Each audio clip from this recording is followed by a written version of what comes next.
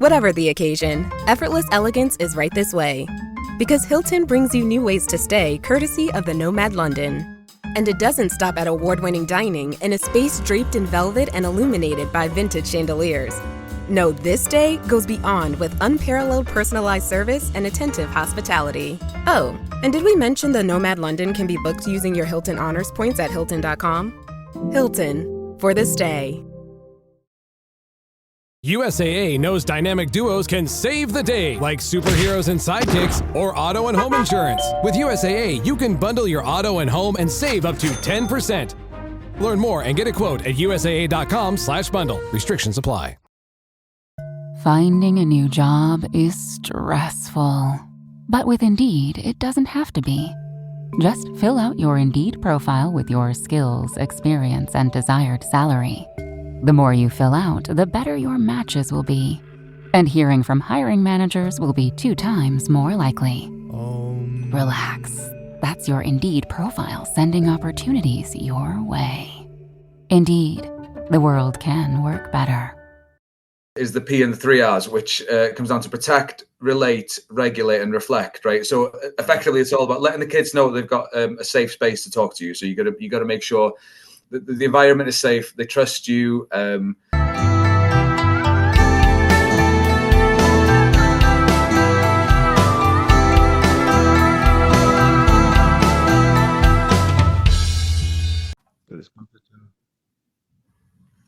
Welcome to Anxious Black Belt, podcast that focuses on karate, mental health, and everything in between. Today's guest, John McLean. Hello, John. How are you? Long time. Hey, Liza, not too bad, thank you. How's everything not for you? Not too bad. Yeah. It's good for me. You're not too bad. You're doing great. Yeah, living the dream, as I say. So last time when we spoke, you had 1 or 2 locations in the schools. Fast forward a couple of years, and you are in your own building, several locations, several projects, and no time for social media. Yeah. How did that happen?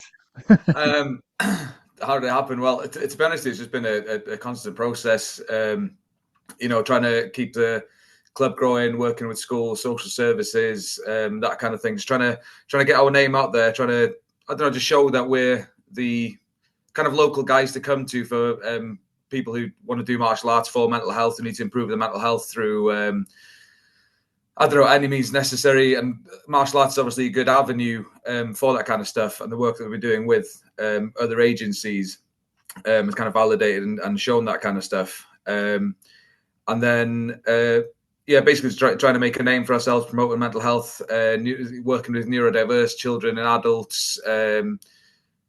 Just by being the way we are, we're drawing people in by trying to be the mental health place in terms of martial arts, as it were.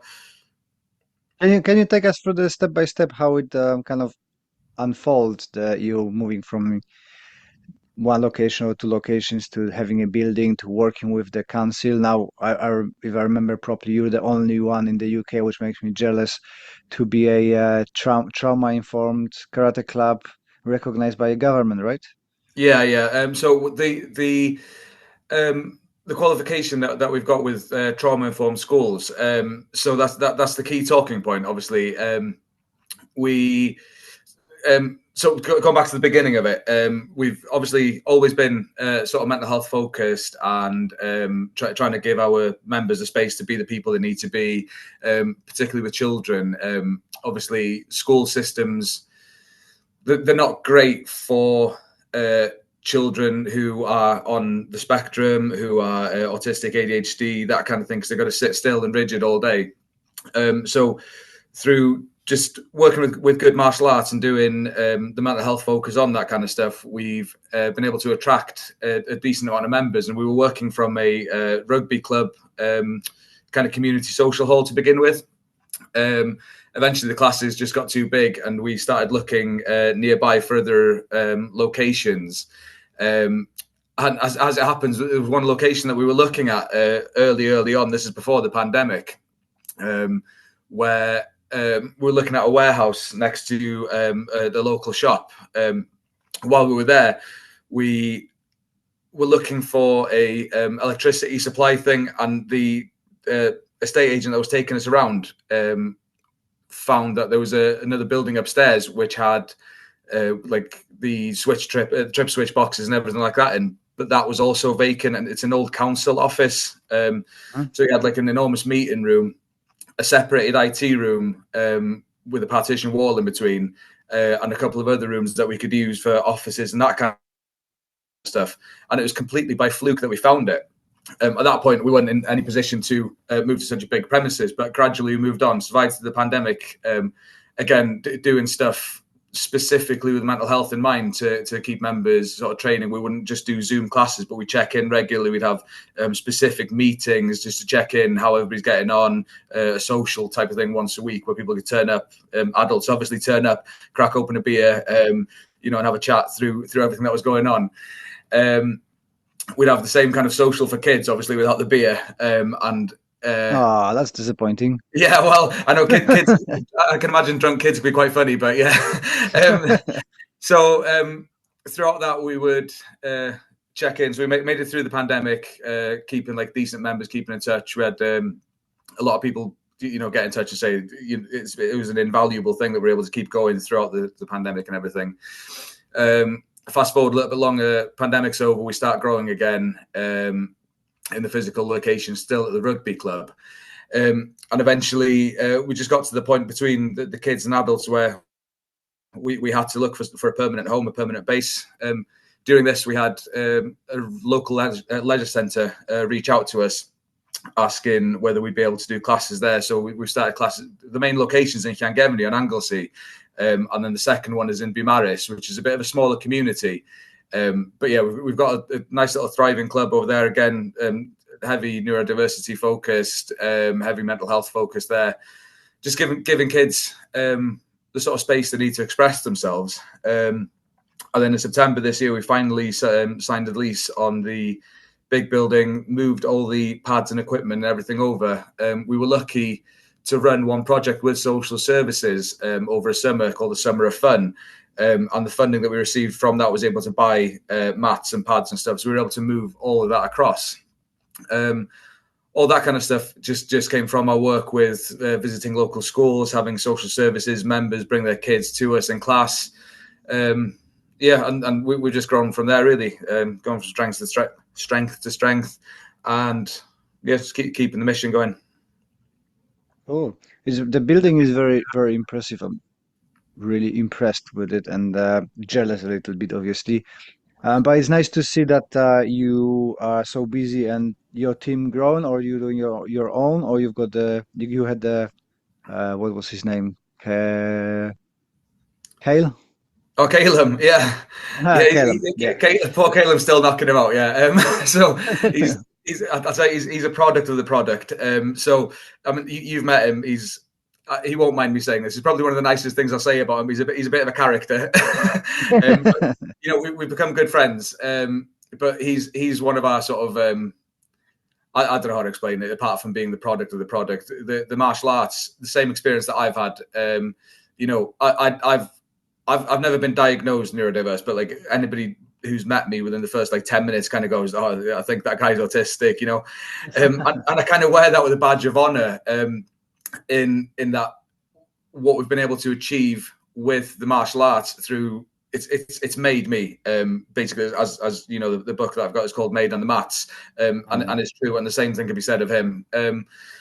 So yeah, the martial arts has given us an outlet for our nerdery and given us a sort of confidence boost, and as well being a safe space to kind of be ourselves and to obsess over the things we need to obsess about and develop from there. And then the team on the whole, we've got 6 or 7 instructors working underneath us and a handful of teenagers who come in and help here and there. Again, we've whatever it is about the club, we kind of managed to draw talent. So everybody, our main instructors, we've got one who's come up to the system again. She's started with low confidence issues, challenges growing up and all that kind of stuff. Now she's been able to turn around from not speaking to me for the first 3 months of training through her shyness to leading whole classes all by herself, which is obviously a huge win. Then we've gained 2 instructors who both initially started their children in classes and kind of went, oh, by the way, I used to teach martial arts as well. I'm a black belt in XY style. They've full on converted over to the way that we do things. Obviously, we try to take the more practical sort of blended approach to everything as opposed to the more rigid traditional version. They've enjoyed the kind of space that we present, and promoted to black belt in our style after a quick retraining process. Again, most of the teams on the spectrum one way or another, so it's given them another outlet to thrive and help other people, because kind of we get it, right? We know what neurodiversity is like. We know what living with it is like. We know what the needs are. So yeah, it just all happens. People find the safe space and they want to jump on and get involved and help other people kind of thrive in the same way that we have, working around our particular like brain styles and thinking styles. It is very easy for me to say, oh, you've got an overnight success, right? Everybody says, oh, look at him, he's got the overnight success. What were the challenges for you to grow? Because you relatively quickly grow, at least from somebody who it's not in your shoes, is sitting around the other side of the screen. You're like, look, it's only 3 years and he's grown, exploded, right? But Sure. What was the challenges you faced with all the growth? I'll be honest, it's still challenges, right? And when you say it seems like an overnight success, but it's a journey, man. I've got this saying that I keep coming back to, and it's we're always getting there, getting there. Kind of challenges. It's tough because obviously, as with any martial arts clubs, you see peaks and troughs. You see periods of growth, you see periods of not so much growth. So more than anything, it's the kind of business side of things that I've always struggled with. I've always had like an enormous passion for teaching martial arts. I've had an enormous passion for working with people, helping people out and that kind of stuff, and letting them, I don't know, express themselves through the martial arts. But then, as with most martial arts instructors, we don't get into it for the business side of things, right? We get into it because we enjoy the martial arts and we can spend a lot of our time doing it. The main challenge is mostly just like transitioning from a more traditional sort of rigid style that we had in our previous organization, retooling the syllabus to fit a style that's kind of suits me and expresses my sort of preferred way of doing the martial arts. And then just kind of dealing with the sort of daily ups and downs of business and that kind of stuff. They're the main challenges, trying to hold it everywhere, raising 3 kids, all that kind of stuff. It's the same challenges most people are going through, but keeping that sort of fire lit with when I'm on the mats and keeping everybody going is kind of, the main win out of everything, How did you found out and get enrolled into the trauma-informed qualification or kind of environment? Yeah. Okay. So one of the things that the main thing that led me to it, I'd heard a lot about trauma information, mental health and stuff. It just comes through on social media feeds and all that kind of stuff anyway. But what had happened is I'd signed myself up to be a governor at my kids' schools. Because I wanted to align ourselves as much as possible with the sort of best teaching practices and everything like that, I signed myself up for virtually every course that they offered in training. So my tenure as a governor didn't last long because as soon as the word policy came up, I realized I was a little bit out of my depth with it. They were talking stuff that was way over my head. But one of the courses that came up early on was the trauma-informed schools. So on Anglesey, we're what we call a trauma-informed island, where all the schools on the island are trauma-informed. They've all been through the diploma the same way as I have. And they did a presentation on it in a school for the governors to find out, to educate us about what kind of policies and stuff are going on, how to get best practices and what to kind of push in the schools. And I just happened to ask after one of the sessions, look, I've done work with social services before. I'm curious to learn more about it. What can I do? And I was lucky. The woman who was leading the course said, we're actually after community members right now. So people out in the community, not just in schools. We've got a course coming up and the council will fully fund it for you because we've got a couple of spaces and names available. So on the spot, she forwarded a link to me. I got signed up in the course. And that's who it was. It was a couple of sessions over the course of 6 to 8 months, and we turn up. We do full day intensives. So a lot of theory education about traumas and how to manage them, how to help the kids deal with them. It's geared a lot towards children because it's based in schools. But a lot of the practices work in everyday life with adults and stuff like that. The principles are all the same. So we did the course with a bunch of other school teachers, other community organisations, members of the council. And over the course of the weeks, just learned so much about what trauma is, how to handle it, how it manifests in the body, how it's a physical thing as much as a mental thing, and how to kind of coach children through how they're feeling, through things like things that seem like play but are giving kids expression to how they're feeling, because they don't always have the words they need to express how they're feeling, so that we can manage moving around that. So yeah, in short, it was through the council, and I was really grateful to be fully funded for it. A lot of things in my life happen sort of serendipitously, right? We happen to find the big location. I happen to be in the right governors meeting for to get us prepared. So yeah, just good luck, really. Is that program only to Anglesey, or is it like a national wide? You don't know? It's worldwide. There's trauma informed. So the one that we're with is the course that I did is TIS Wales, Trauma Informed Schools Wales. There is one across the UK, courses across the UK, but it's a global thing. There's stuff in the States, stuff across Europe. From what I understand, Australia is one of the biggest countries for trauma information and education. From what I understand, they're about 20 years ahead of the game compared to where we are right now with understanding and implementing best practices, you know. Yeah, I've got a friend, Georgia Very, had her on a podcast. She does trauma-informed kickboxing. Oh, there you go. Yeah. And they registered charity, and yeah, they've got a bit of ahead of us. Yeah. It's insane. The stuff that we don't know is bonkers, and it's almost disappointing in a way that this knowledge is out there, but it's not being implemented or widely spread as it should be. When it comes in terms of mental health, with the kind of environment and culture and the way we're kind of gradually moving towards better mental health practice in education and community clubs and stuff like that, that we're not jumping on every opportunity like this is kind of insane to me. We ought not to be 20 years behind any country with this kind of stuff. It's mega important, man. For me, I created our Karate for Mental Health toolbox because I got fed up. I done several level 2 qualifications, which give me nothing. Yeah, it's all awareness of mental health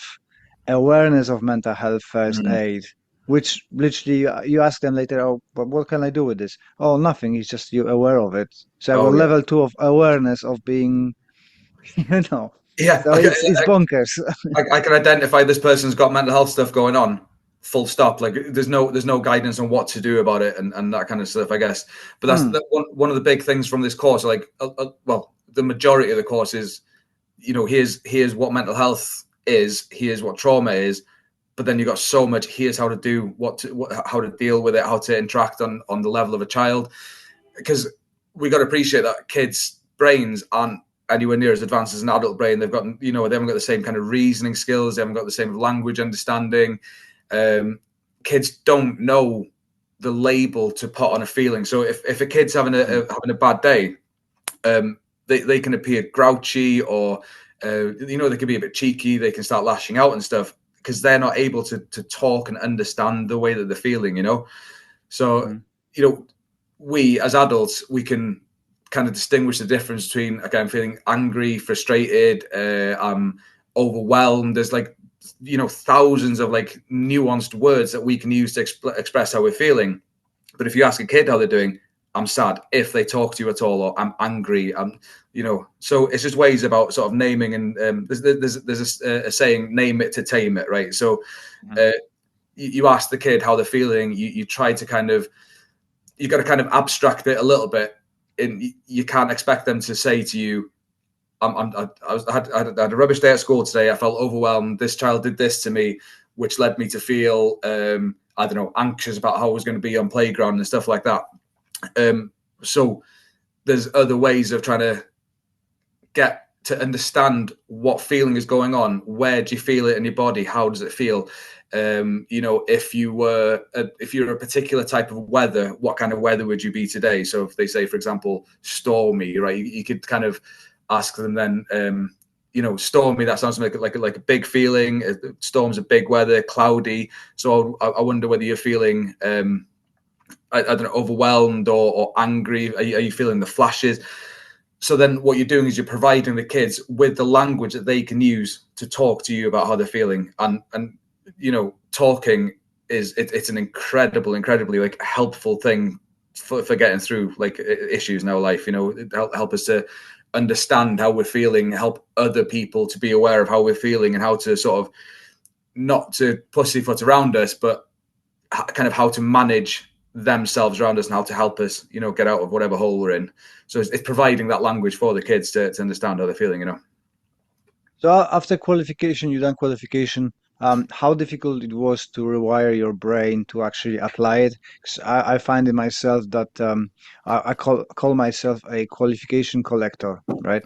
I like to do qualification. I collect the qualifications, but implementing in them into training and into life is a little bit different story, and it's harder. So how was for you to implement all the information you learn? Was it something easy done, or you had to put a lot of effort into it to actually use it? I'm sure a lot like you. I didn't find it too hard to implement because my brain is kind of geared that way already, right? So one of the things, because it's designed for a school setting, there's a lot of information and practices that you'll get on there that don't necessarily translate into a martial arts setting, right? So school teachers, they've got the kids 6 hours a day. They're face to face with them a lot longer than we are. We get them an hour or two a week. So a lot of the kind of drills and techniques that were there weren't directly translatable, but the ones that were, I found that we were doing an awful lot of them already, because we've always been about allowing kids to express themselves, giving them a bit of leeway on the mats.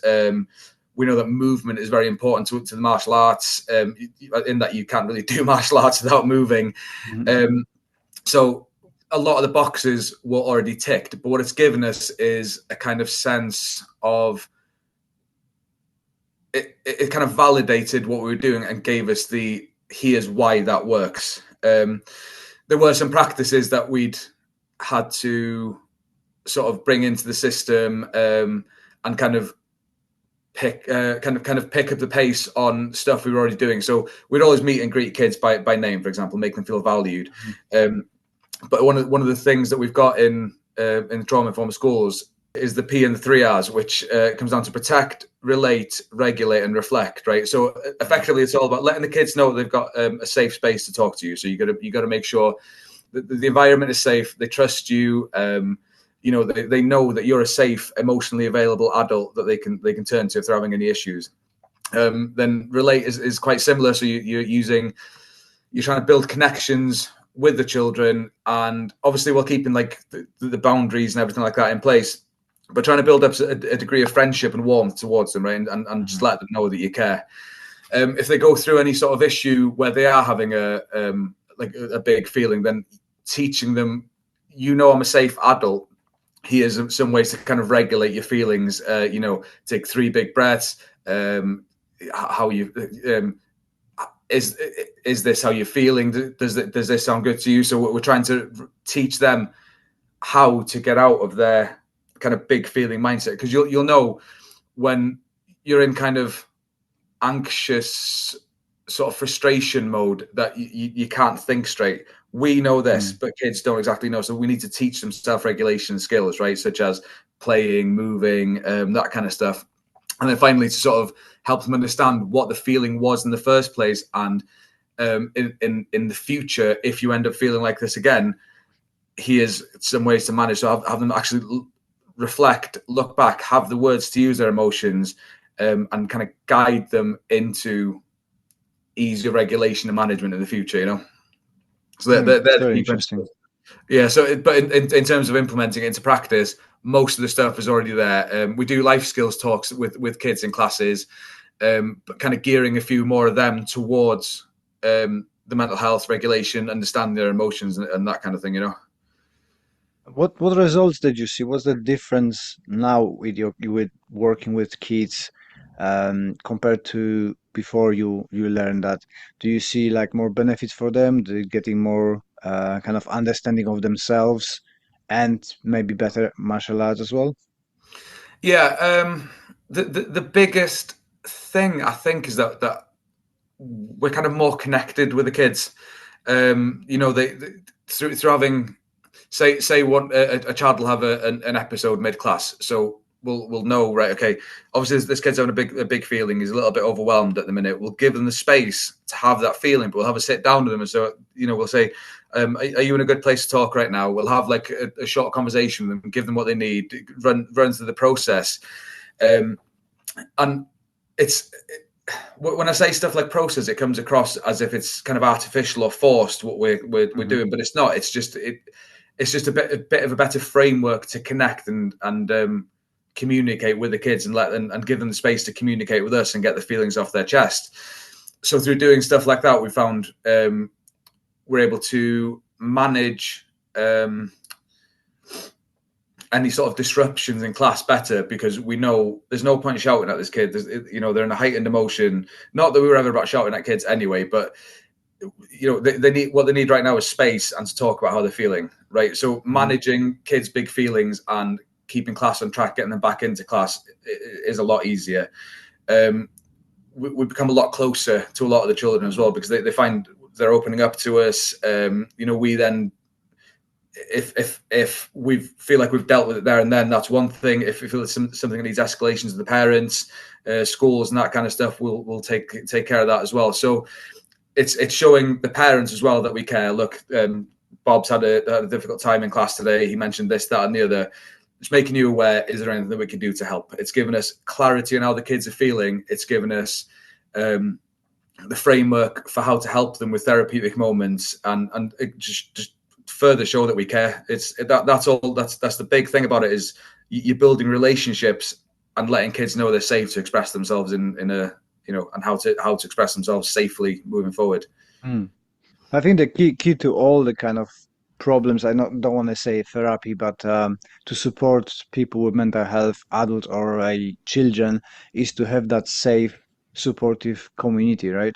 If you can go to whatever group you want, but if you find there's a nasty people in there, you're not gonna improve, you're not gonna feel safe, you're not gonna be fine, right? But when you go somewhere, it doesn't matter if it's chess club, football club, or karate club, and you've got that community that welcomes you and allows you, like you said, express yourself. It's much more beneficial to everybody. So I suppose if you find a child that's got trouble, you've got the trauma and stuff like that, you need to refer them as well, or you should refer them. You cannot. You're not a therapy, right? It's not a therapy. You just inform about it, and you've got the options to contact appropriate organizations or parents, or suggest. I suppose we only can suggest. We cannot tell people go there and do that. We can only suggest that, you know, there are those options, right? Yeah. So you've hit on a key point there. We're not therapists, right? But there's nothing to stop any person from having what you call a therapeutic moment, right? So I you know, I'm not a therapist. I've not got a degree in psychotherapy, anything like that. But what I can do is help where I can, and kind of ease and soothe things a little bit, and then, like you say, make the appropriate referrals, let parents know, you know, whatever they need. We're just there to support, and it's given us a framework for that more than anything. And one of the important things that you hit on there is the culture. So the community that you turn up to, you know yourselves, you can't say that martial arts across the board is good for mental health, because I'm sure we've both been involved in martial arts clubs where, you know, it's all about ego and like obedience and staying in line and all that kind of stuff. particularly with kids and I don't know, even adults, especially if we're on the spectrum, adults with ADHD and that kind of stuff. We just need to be able to express ourselves and move. So, in the workplace, in a school or anything like that, then we've got to sit still. We've got to do this, do that. We get a break when we need when we're told we have the break. But if I feel like I'm like my nervous system's kind of playing up a bit and I need to move and fidget and that kind of stuff, then sometimes I might, like, a kid might be a little bit overwhelmed in maths. I might need to do a lap of the school to help them get a bit of that like anxious energy out of them before they can refocus. What they don't need is being told like, no, you put your head down, crack on to the work, because it's not always that straightforward. One of the interesting things that came up in the course is that a lot of like trauma responses and behaviors that stem from traumas and how it affects the nervous system can actually present as ADHD symptoms. So, shutting down, inability to learn, all that kind of stuff. Like if you're in that survival mode, which is what trauma causes in your nervous system, your brain just simply cannot take on new information. It can't. Your brain is looking out for saber-toothed tigers more than anything. You're not going to sit down and read a book and do maths homework when your nervous system is panicking and firing off left and right. That's why that regulation is important. But coming back to the culture, the kids need to know that they're safe to express themselves, to tell the teacher or the instructor in the class, I just need 2 minutes. I'm getting a little bit overwhelmed. Do you mind if I sit out? Do you mind if I don't know, we'll have some kids that'll just outright bust out a bunch of press-ups in the middle of class because they're feeling, I need to move. I can't just be repetitively doing kata or listen to a message. But they've got to fidget. They've got to fidget, man. It's given in that, again, the safe space, the culture where they know they're welcome and like accepted, and that we'll work around them, not expecting them to work around us, because they've been sat in a school or an office all day at a desk staring at a screen. They need to move and they need to do what they got to do for a bit. I suppose some would say that it causes a disruption to a training, right? Because you don't have a discipline. Everybody's not in lines doing what they've been told. How do you deal with that? Our classes are fairly sort of freeform anyway. So, we'll have the kids all doing certain drills and, say we're doing pad work. We never really focus on too much rigidity in line work. So we'll give some sort of flexibility on any drill that we're doing.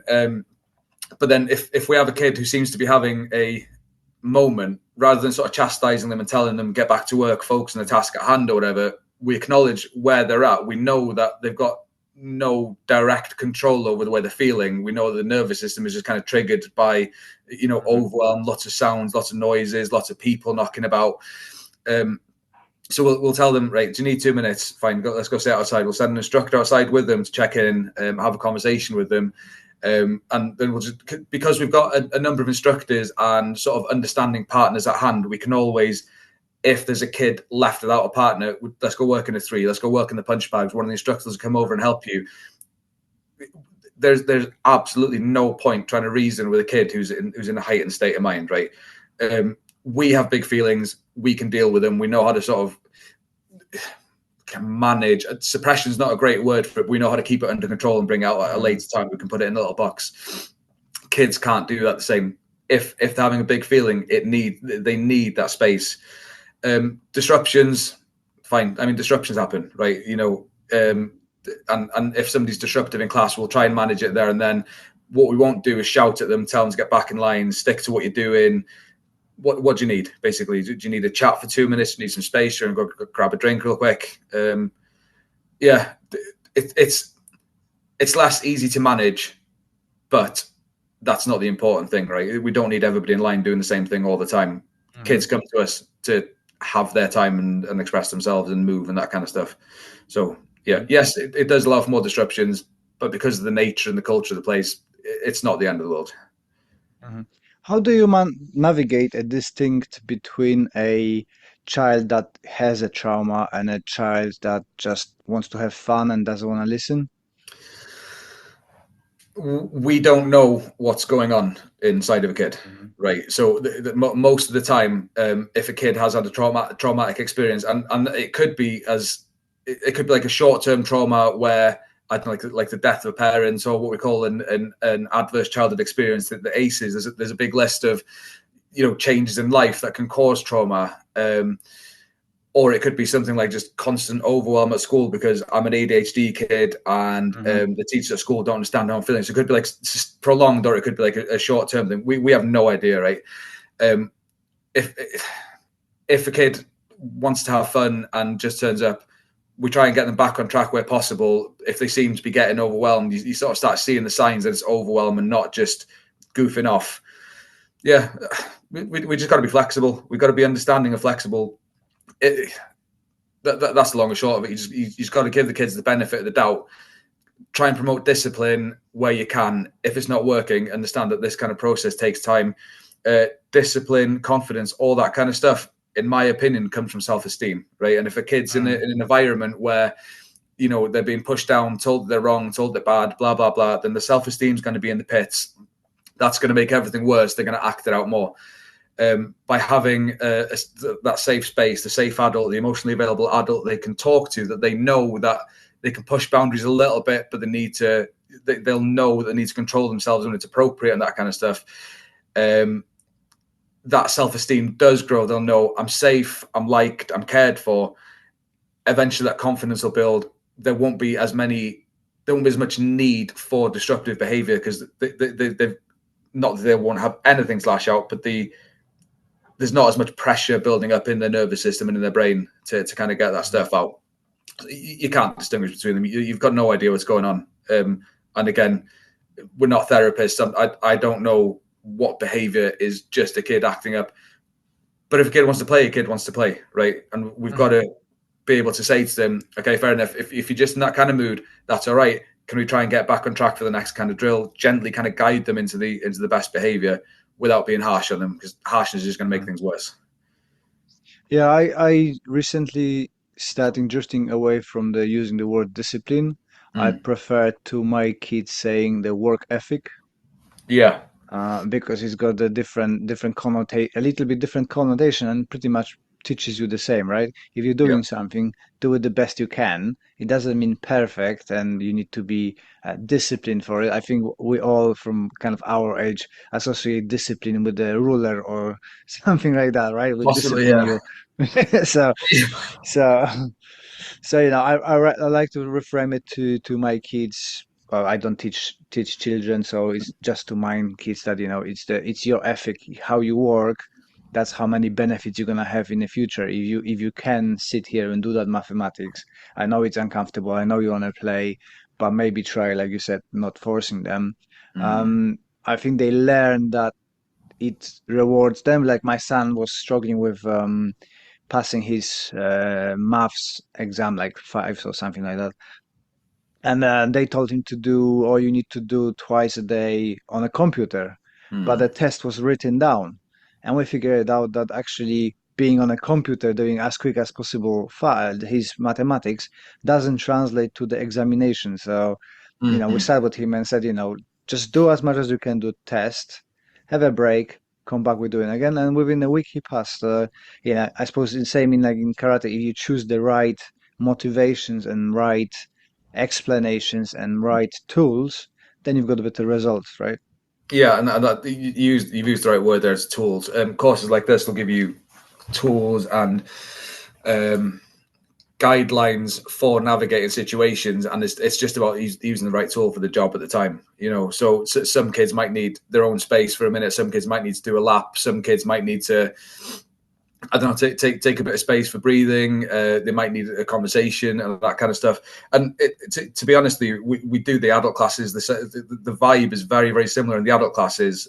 We've got some people who, you know, they've got full-on diagnosed ADHD and autism, and you'll notice sometimes you'll ask them to do kata, and you'll turn around and you'll find them just kind of staring off into space or having a conversation with somebody nearby. That's what they need right then. Okay, and it's, you know, you try and bring them back into the room, try and encourage them back on track. And that's all right. You know, challenging behavior in kids and adults. If they ask, why are we doing the drill? Why this, why that? You just give them the explanation. Along and short of it is you just don't be a jerk with them. you treat them the way that you would hope to be treated, or the way you would hope that somebody would treat your children, with kindness, empathy, and compassion. And that's the two main words that'll get somebody through any like poor mental health, is compassion and empathy. They need to know that their feelings are valid, and particularly with children, we try to emphasize particularly that every feeling is valid, but the behavior and the outburst isn't necessarily, right? So did you feel angry today? Fair enough, great. A lot of people feel angry. I feel angry sometimes. But is it okay to lash out on other kids? No, it isn't, right? Fair enough. So we've helped them to regulate, get them back into the right frame of mind, and then give them a chance to reflect on the behaviour. And again, it's not a correction; it's a gentle guidance to behaving and managing things properly in the future. Yeah. Changing the subject a little bit, how did the success impact your own training? Success in terms of the club. Yes. Oh yeah. You're getting busy. I suppose you have not much time for training yourself. No, that's right. Yeah, that's always the one of the joys of. I would argue that it's less to do with success and more just to do with the transition between sort of student and instructor roles. So back in the day when I was training as a student, I would. I'd be at the dojo, 3 hours a night, 4 or 5 nights a week, doing as many classes between karate, kickboxing, fitness classes, sparring classes. I would live at the dojo, right? These days I live at the dojo, and I'm lucky if I get a session in every now and then. Like for example, yesterday I was lucky that some of the students wanted to work on like grappling drills, so and we had odd numbers. I was like, perfect. I got my gear and I was able to jump in with them and keep sharpening my sword then. But I don't get to train anywhere near as I would like to. And I find in a way, through through the martial arts being on my mind all the time in the context of work and coaching and everything like that, and then I spend hours a night teaching, that then when it comes to recreation time, one of the last things I want to do is anything related to the martial arts. I need a break from karate and stuff like that. I went through a period because I've earned my 4th dan in December last year. So I went through a period of one-to-one classes with another local instructor for a while while gearing up for that. But it's tough because until 5th dan, there's not as many goals to understand anymore or to set. So getting the motivation, and I would love to say I still train 4 or 5 times a week, but it's just not the reality of it. But then I feel like I'm at a phase in my journey now where I'm kind of looking for more depth in certain aspects of the martial arts and getting into a more sort of into the theory more that I'll then try and apply in classes. I'm not going to say that I know it all, that I've learned it all, but now I've got to look for different avenues and things that wouldn't have made sense to me 10 years ago in my training make sense and are easier to apply when I am teaching. So I feel like I get the concepts through learning, but then it kind of locks in through teaching and then applying when I do get the odd chance to spar with members and that kind of stuff, So what's the future plans for your organization? So we've got a 3rd club opening next month. We're on the sort of down low. We're not mentioning to a whole lot of people where or what yet, but there's so we've had an instructor who's moved to live to a different town nearby, and she's asked if she can set up a club there. So we're going to give that a go. It's a good location. I'm convinced that we're able to carry the sort of the warrior spirit way, as it were, over in that direction, help a lot of people. Beyond that, it's just getting involved with the local community, getting back into schools, dealing with getting face to face with as much kids and people as we can, and like just letting them know, like, you're not alone. There is a safe space for people like us, people who are going through mental health issues, people who are neurodiverse, a space for you to train. Eventually, I would like to use more of the rooms in the club and hold short-term seminars on mental health days. Host, you've kindly offered to host a seminar up here. I'd like to get around to that before too long. Beyond that, attend as many seminars and I'm a little bit like you. I just love education, so continue educating myself and bringing best practices into our clubs. Awesome. I wish you all the best. Where people can find you?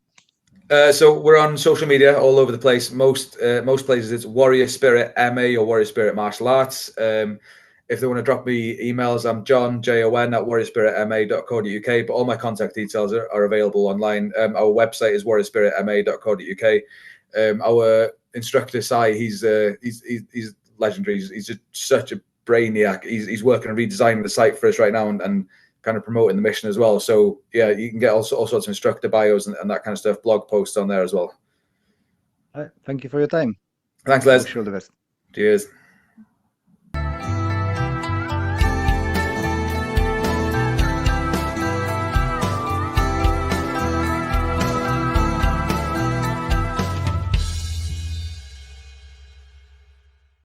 Well done for listening to all of it. You are a superhero. Thank you very much for your support. And if you could leave us that review on a podcast platform, that would be amazing. I appreciate your time, appreciate your support, and I wish you all the best until the next one.